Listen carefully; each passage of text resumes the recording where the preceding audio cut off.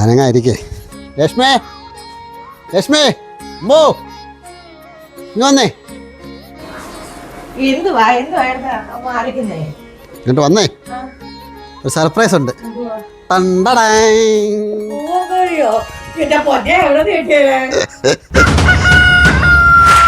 കൊള്ളാലോ.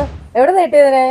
ഇത് നമ്മുടെ അമ്പലത്തിൽ ആരുടെ നേർച്ച കൊടുത്തതാ. നേർച്ച എടുത്താൽ നിങ്ങൾ എടുത്തോണ്ട് പോകുന്നോ? അങ്ങനെ എടുത്തോണ്ട് പോകുന്നതല്ല, ലേലം വിളിച്ചെടുത്തതാ. എടി ഇതുണ്ട്, ഇതിന്റെ ഈ പൂവും ഈ ചുണ്ടും ഈ ഡിസൈനും ഒക്കെ ഉണ്ടാകുന്നുണ്ട്. ഏത് പെടയും വീഴും. അത് വീണിട്ടല്ലേ പടയുന്നേ? അയ്യോ നല്ല ലക്ഷണമൊത്ത കോഴിയാ. അയ്യോ വില ഇച്ചിരി കൂടുതലാ. എത്രയായി? 1200 രൂപ കൊടുത്തു. 1200 രൂപ പേട്ട് കോഴിക്കോ? ഇവിടെ ബോംബെ ലേലം ആയിരുന്നു. ബോംബെ ലേലം എന്ന് പറഞ്ഞാൽ നമ്മൾ വാശിക്കങ്ങ് വിളിക്കുമല്ലയോ.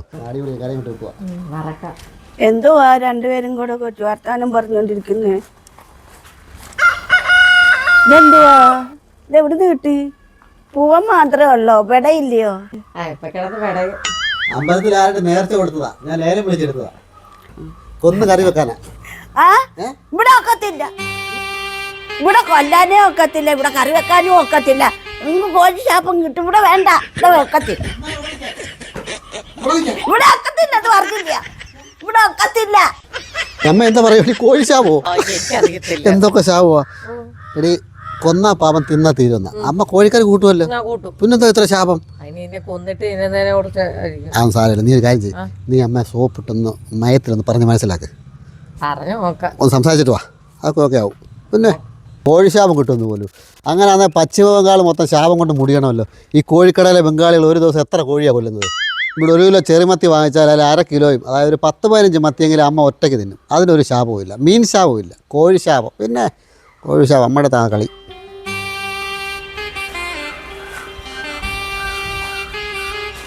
എന്താ പറഞ്ഞു? ഞാൻ പറഞ്ഞു നോക്കി, ഇതിനൊക്കെ ഞാനാ വളം വെച്ചായിരുന്നെന്ന് പറഞ്ഞ് എന്നെ തല്ലിയില്ലെന്നേ ഉള്ളൂ.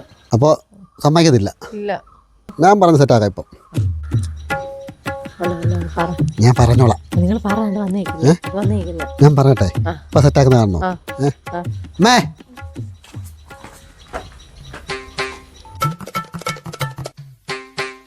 ശരി ശരി, എന്നാ ഒരു കുഴപ്പമില്ല.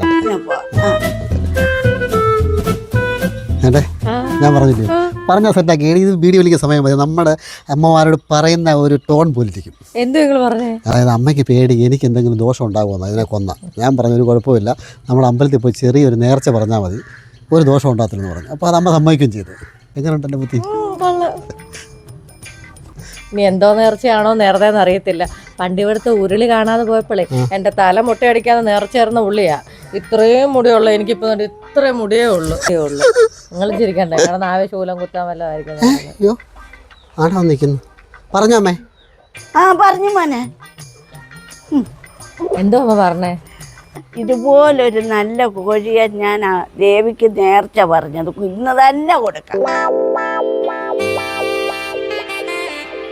കോഴിയെ കൊണ്ടുപോ, ഇന്ന് തന്നെ കൊണ്ട് കൊടുക്കണം. ഇന്ന് തന്നെ കൊടുക്കാനാ പറഞ്ഞത്. ഈ കോഴിയെ കൊണ്ട് കൊടുക്കാനോ? കൊണ്ടുപോ. ഞാനിന്ന് അമ്പലത്തിൽ കൊണ്ട് നേർച്ച കൊടുത്തിട്ട് വരാം കേട്ടോ. ആ നേർച്ച കൊടുത്ത് ലേലവും പിടിച്ചിട്ടേ കോഴിയെ ഡ്രസ്സിങ് കൂടെ ചെയ്തിട്ട് വാ. എന്നാലും ഇവിടെ വല്ലതും നടക്കും.